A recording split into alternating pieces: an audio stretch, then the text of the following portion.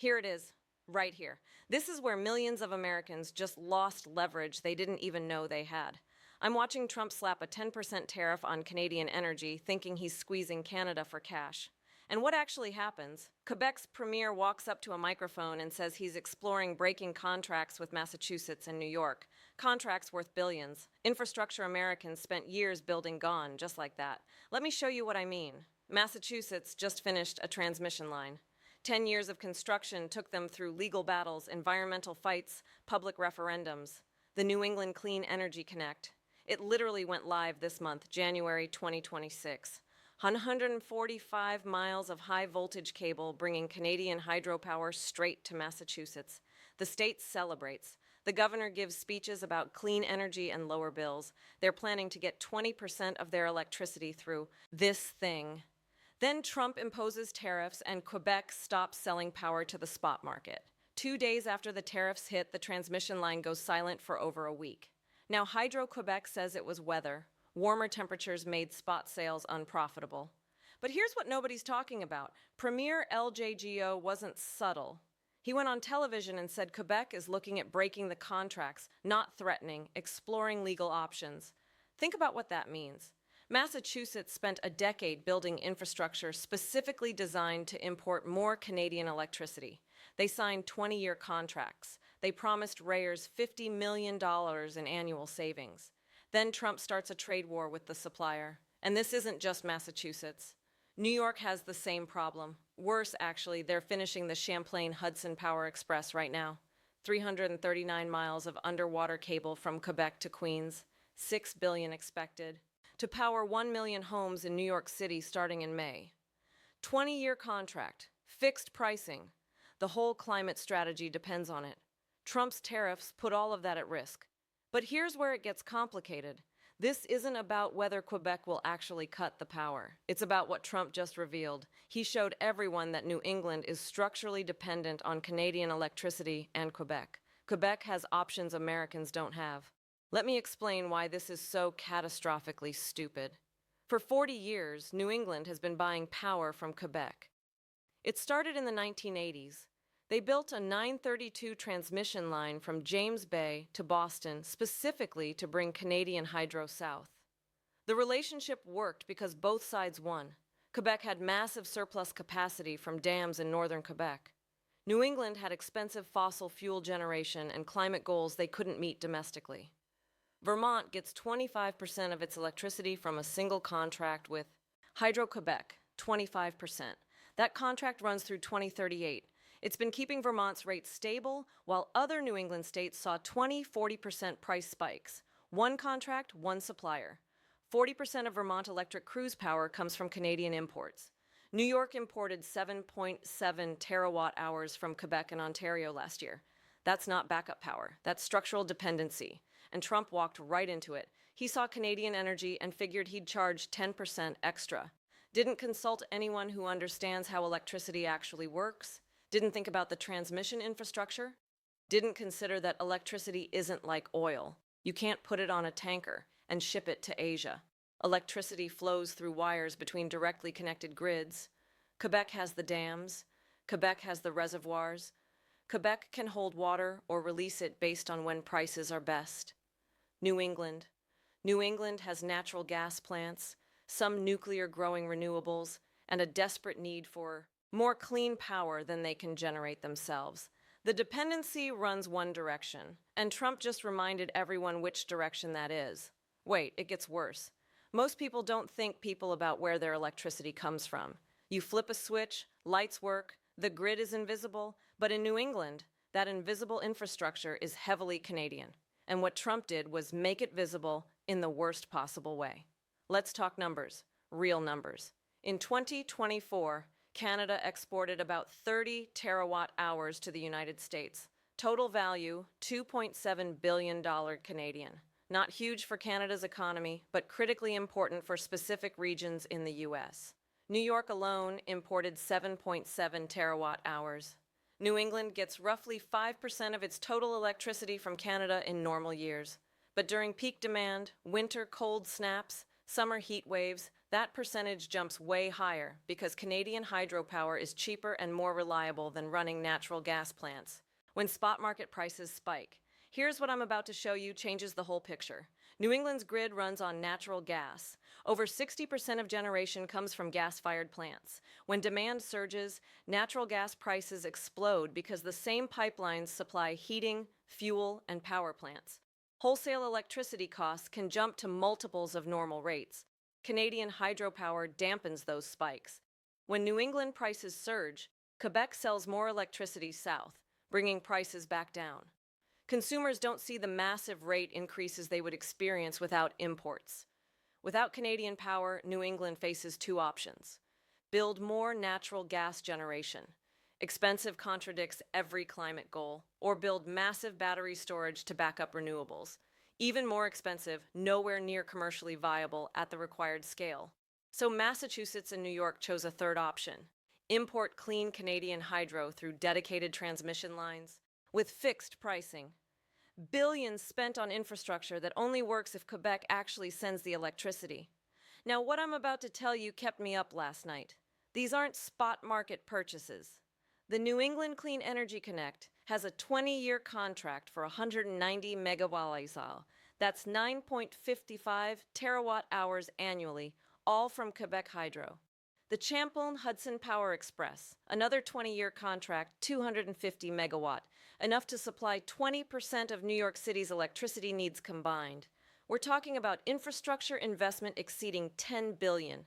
Money already spent, cables already laid, converter stations already built, all designed specifically to make Massachusetts and New York more dependent on Quebec Hydro than they already were. Governor Healey in Massachusetts was celebrating 2 weeks ago. The Clean Energy Connect was finally operational after years of legal fights in Maine. She called it affordable, stable power that would help Massachusetts meet climate goals. Then Trump imposed tariffs and Hydro-Québec stopped selling to the spot market. Premier Go said Quebec is exploring breaking the new contracts if tariffs aren't resolved. But that's not even the real story. The real story is time. You can't build power plants or transmission lines quickly. The Clean Energy Connect took 10 years from conception to operation. The Champlain-Hudson Power Express has been in development for 15 years. If Quebec reduced exports significantly, New England couldn't replace that capacity for years. The region would face higher electricity costs, reliability concerns during peak demand, and complete failure to meet climate commitments. States would need to delay retirements of fossil fuel plants, run aging infrastructure longer, except that renewable targets were unachievable. The political consequences would be immediate. Voters already angry about energy costs would see prices rise. Further, climate advocates would watch emissions increase. Businesses with clean energy commitments would question whether these states could deliver on promises that attracted their investments. And the leverage wouldn't disappear. Even if Trump backed down tomorrow, the precedent is set. Quebec now knows it can threaten American energy security. Future negotiations over trade, environmental policy, water rights, anything crossing the border will happen with both sides, aware that Quebec controls electricity supplies northeastern states desperately need. Here's what nobody's talking about.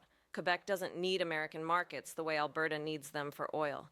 Electricity doesn't work like oil. Quebec can sell power to Ontario. They can hold water in reservoirs. They can wait for better prices. The flexibility is asymmetric. Premier Legault was careful to distinguish between Trump and ordinary Americans. He said repeatedly his issues were with Washington, not with Massachusetts or New York residents, but he also made crystal clear that Quebec would protect its own interests. This is the part that changes everything. Trump thought Canadian energy dependence was one-directional. The United States imports oil and natural gas from Canada. Therefore, Canada needs American markets. That's true for oil. It's absolutely wrong for electricity. And what just happened proves it. When Trump announced tariffs in early February 2025, Hydro-Québec immediately stopped exporting to New England's wholesale spot market. The main transmission line went silent for over a week. No power flowed south. They claimed it was weather-related. Warmer temperatures made sales less profitable. But the timing was impossible to ignore. Exports stopped 2 days after tariffs took effect. Then Premier Go got specific. He didn't threaten to cut Vermont's existing contract from 1987. Vermont didn't deserve punishment. But the new contracts with Massachusetts and New York, those hadn't started yet. Breaking them would be legally complicated, but potentially possible if Quebec argued tariffs fundamentally altered the economic terms. And even if Quebec couldn't legally break contracts, they could make life difficult. The fixed contracts specify minimum deliveries, not maximum. Quebec could meet bare contractual requirements while refusing to sell any additional power on the spot market. That matters enormously during peak demand, when New England relies on imports to avoid blackouts. Hydro-Quebec CEO was blunt, called the Trump administration a bully, said Quebec would meet tariffs rate for rate. If Washington wanted to charge 10% on energy imports, Quebec could add surcharges to electricity exports. The contracts might prevent outright cancellation, but pricing was negotiable within parameters. The message was unmistakable. Trump thought he was imposing costs on Canada. What he actually did was give Quebec leverage over northeastern states that depend on Canadian electricity for grid stability and climate goals. Now here's where this gets really bad. Ontario Premier Doug Ford tried the same play Trump did. In March 2025, Ford announced a 25% surcharge on electricity exports to Michigan, Minnesota, and New York. Retaliation for tariffs. Trump immediately threatened to double tariffs on Canadian steel and aluminum to 50%, said he'd declare a national electricity emergency. Ford backed down within 24 hours, suspended the surcharge, but Quebec didn't back down. LJGO kept the pressure on, kept talking about breaking contracts, kept reminding everyone that Quebec has options. Why the difference? Ontario sells surplus power to balance its grid. Ontario needs those sales. When Ford threatened to weaponize electricity, he was bluffing with a weak hand. Quebec isn't bluffing. Quebec has long-term contracts, fixed pricing, dedicated transmission infrastructure that Americans built specifically to import Quebec power. The leverage is real, and here's what I think Trump missed entirely. The economic impact on Quebec if they reduced exports, not catastrophic. Hydro-Québec earned $3 billion from U.S. exports in 2023. Meaningful income for the provincial government, but Quebec's economy doesn't depend on it. If Quebec reduced electricity exports to New England by 30%, that's roughly 800 megawatt of lost capacity. New England would need to replace that with more expensive natural gas generation during peak periods. Wholesale electricity costs would rise. Ratepayers would see higher bills. Climate emissions would increase as fossil fuel plants ran more frequently. Quebec, the province, would lose export revenue, but could sell power to Ontario or hold it in reservoirs. The flexibility is asymmetric. New England needs Quebec more than Quebec needs New England. What makes Quebec's position even stronger is what Americans built. Massachusetts spent a decade and massive political capital getting the Clean Energy Connect approved. They fought environmental groups. They fought fossil fuel companies who didn't want competition. They fought Maine residents who didn't want transmission lines through pristine forest. They won all those battles, built the infrastructure, signed the contracts, and then Trump started a trade war with their supplier. New York's situation is identical. The Champlain-Hudson Power Express is finishing construction right now, expected operational in May 2026. $6 billion buried underwater through Lake Champlain and the Hudson River to avoid environmental opposition. 20-year contract for fixed pricing. Governor Hochul has been promoting this as critical infrastructure for New York's climate goals. The state needs to hit 70% renewable electricity by 2030. Without Canadian hydro, that target becomes nearly impossible to reach. Offshore wind is delayed. Solar deployment is slowed by grid constraints. The Champlain-Hudson line was supposed to deliver firm, around-the-clock electricity. Now it's a liability because Trump gave Quebec the ability to threaten it. But wait, there's something even worse I haven't told you yet. The immediate crisis was diffused. Trump paused many Canadian tariffs temporarily. Quebec hasn't followed through on threats to break contracts. The Clean Energy Connect is operational and delivering power is contracted. The Champlain-Hudson line is still on schedule for May, but the damage is done. The trust that allowed 40 years of electricity cooperation is fundamentally shaken. Premier LJGO said it explicitly. Quebec can never trust the United States the same way again. That's not rhetoric.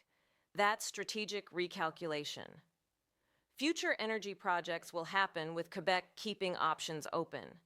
Maybe smaller contracts, maybe more flexibility to redirect power to Ontario, maybe less willingness to invest in infrastructure that only benefits American markets. And here's what that means in practice. Massachusetts and New York are stuck. They've already spent billions on transmission lines that only work if Quebec sends electricity. They can't rebuild their energy strategies around different suppliers. Canadian hydropower is the only clean base load option within realistic transmission distance. The result is exactly the opposite of what Trump intended. He wanted to extract money from Canada through tariffs.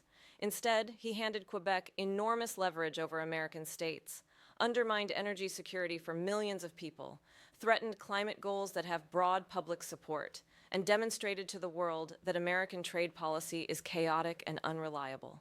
Every megawatt of Canadian electricity flowing into New England is now a reminder that Trump created vulnerability where none existed. Quebec always had the option to threaten supply. They just never needed to use it because the relationship worked.